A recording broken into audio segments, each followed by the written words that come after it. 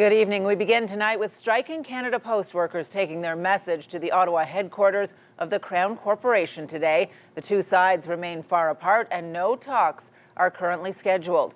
Here's a look at the latest. This is now day 14 of the strike by 55,000 Canada Post employees. The federally appointed special mediator decided yesterday to suspend talks, saying the two sides are far apart. Canada Post confirming today it is temporarily laying off striking workers. CTV's Tyler Fleming is here with the latest on the strike and the impacts on the community. Tyler. Patricia, like you were saying, Canada Post issued temporary layoff notices today, saying there's little work during the strike. And as some people wait for important documents, more than 100 postal workers held a rally outside the main office. Postal workers on strike unified outside of Canada Post on Riverside Drive to be seen and their demands heard after stalled negotiations. Problem is up there in that building. They've got to learn to negotiate and talk to the workers who do the work. A third week of work stoppage looms as more than 55,000 employees push for better wages, working conditions, and job security. We can't have Canada Post descend into a part-time gig worker type economy. Canada Post is pushing back with temporary layoffs.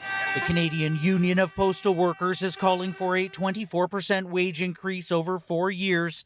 The offer by Canada Post is just over 11%. Canada Post is the only realistic solution. We do not want to be out here. We would love to be delivering parcels to our customers. The last time Canada Post workers walked off the job was back in October of 2018. The strike lasted for more than a month before the government stepped in and ordered them back to work. Something has to happen right now. Many Canadians are stuck in the middle, like the mail. It says out for delivery. Jocelyn Yu, a Canadian citizen from Vancouver, is now stranded in Ottawa after a special work visa added to her passport required for a job in the U.S. became stuck in the Canada Post system. I was actually required as the only option for me to mail at the time of my application, which was 2 days before the strike. The U.S. Embassy now recommends other delivery methods, which doesn't help you, who has spent thousands of dollars waiting to get her documents. Today is day 16 of me being in Ottawa, and I don't know if there's an end in sight. Canadians don't have another week, another 2 weeks, another month. On critical issues like this, we have to get the ball rolling right now.